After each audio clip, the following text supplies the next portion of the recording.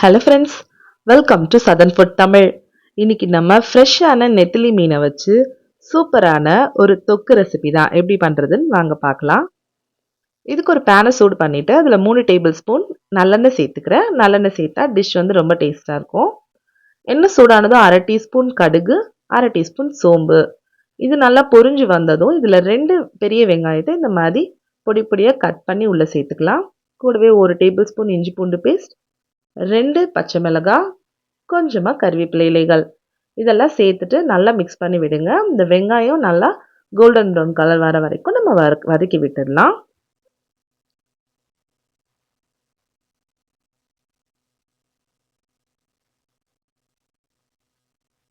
இப்போ வெங்காயம் நல்லா வதங்கிருச்சு. இதில் 2 வெங்காயத்தை குட்டியாக கட் பண்ணி சேர்த்துட்டு அதையும் நல்லா இந்த மாதிரி வதக்கி விட்டுடலாம்.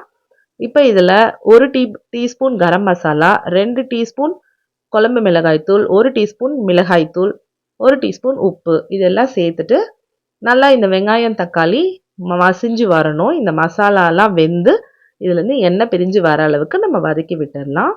சிம்லேயே வச்சு வதக்கி விடுங்க, இல்லைன்னா அடி பிடிக்கும்.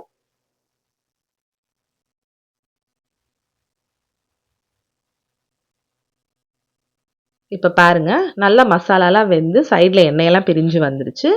இப்போ இதில் ஒரு 1/2 கப் போல் தண்ணி சேர்த்துக்கிறேன். சேர்த்துட்டு நல்லா கலந்து விட்டுருங்க. இப்போ இதில் நம்ம மீன் சேர்த்துக்கலாம். நான் 1/2 கிலோ நெத்திலி மீனை நல்லா க்ளீன் பண்ணி வாஷ் பண்ணி எடுத்து வச்சுருக்கேன். அதை வந்து இது கூட சேர்த்துக்கலாம். இது வந்து கொஞ்சம் பெரிய பெரிய நெத்திலி மீன் தான். இதை வந்து நான் கொஞ்சம் செமி கிரேவி மாதிரி பண்ண போகிறேன். அப்போ தான் சாப்பாட்டுக்கு வச்சு சாப்பிட்றதுக்கு ரொம்ப நல்லாயிருக்கும். நல்லா கலந்து விடுங்க, அந்த தொக்கோட மிக்ஸ் ஆகுற அளவுக்கு. நல்லா கலந்து விட்டுட்டு எனக்கு வந்து கொஞ்சம் செமி கிரேவி மாதிரி வேணுங்கனால இன்னொரு 1/2 கப் தண்ணி சேர்த்துருக்கேன். சேர்த்துட்டு இதை நல்லா கொதிக்க விடுங்க.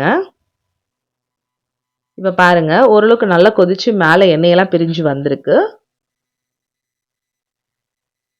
இப்போ எனக்கு இந்த அளவுக்கு போதும்.